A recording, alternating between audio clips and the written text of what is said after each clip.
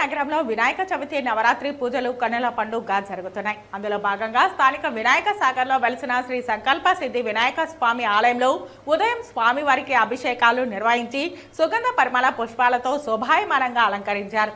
వివిధ రకాల పిండి వంటలను నైవేద్యంగా సమర్పించి భక్తులకు దర్శన భాగ్యం కల్పించారు.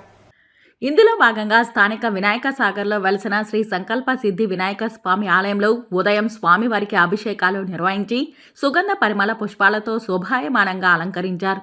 వివిధ రకాల పిండి వంటలను నైవేద్యంగా సమర్పించి భక్తులకు దర్శన భాగ్యం కల్పించారు.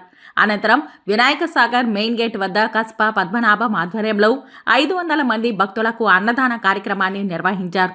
ఈ కార్యక్రమంలో ఆలయ చైర్మన్ కొండే చంగారెడ్డి, కమిటీ సభ్యులు గుండాల గోపీనాథ్ రెడ్డి, తొండమనాటి సుబ్రహ్మణ్యం రెడ్డి, పనిభూషణ్ రెడ్డి, జగన్నాథ రెడ్డి, కొట్టే సుబ్రహ్మణ్యం రెడ్డి, నాగేశ్వరరావు తదితరులు పాల్గొన్నారు. ఈరోజు సంకల్ప వినాయక స్వామికి పూజలు చేసి ఇక్కడ వినాయక సాగర్లో అన్నదానం కార్యక్రమాలు చేశాము. ఈ సంకల్ప వినాయక స్వామి గుడిని కట్టించిన వారు గుండాల గోపీనాథ్ రెడ్డి గారు. వారి ఆధ్వర్యంలో ఈరోజు నేను అన్నదాన కార్యక్రమాన్ని చేస్తున్నాను. ఈ అందరికీ కూడా వినాయక చవితి శుభాకాంక్షలు తెలుపుకుంటున్నాను. జై గణేష.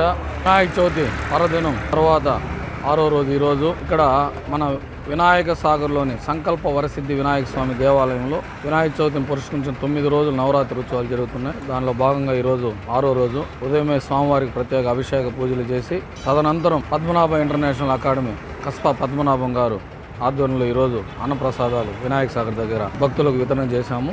ముఖ్యంగా ఇక్కడ సంకల్ప వరసిద్ధి వినాయక స్వామి వెలిసి 5 సంవత్సరాలు అయింది. ఈ స్వామి విగ్రహము అక్కడ వినాయక సాగర్లో పెట్టినాకనే ఈ వినాయక సాగర్ పనులన్నీ చురుగ్గా జరిగి అన్నీ ప్రశాంతంగా జరుగుతున్నాయి.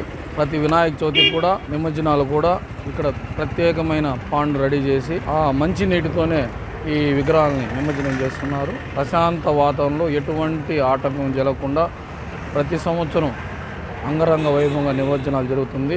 దానికి ముఖ్య కారకం సంకల్ప వరసిద్ధి వినాయక స్వామి. ఆ విగ్రహము స్వామివారికి పెట్టినాకనే అన్నీ సవ్యంగా జరుగుతున్నాయి. ఈ వినాయక సాగర్ కూడా బ్రహ్మాండంగా అభివృద్ధి చేశారు ప్రభుత్వం వారు. ఈ సంకల్ప వరసిద్ధి వినాయకుడిని దర్శించుకుంటే అన్నీ శుభాలే జరుగుతాయి. ఈ ప్రతి ఒక్కరూ వచ్చి స్వామివారికి ఇంకా 3 రోజులు ప్రత్యేక అభిషేక పూజలు జరుగుతాయి. ప్రతి ఒక్కరూ వచ్చి స్వామివారిని దర్శించుకుని స్వామివారి అనుగ్రహం పొందాలని కోరుకుంటూ జై గణేష్.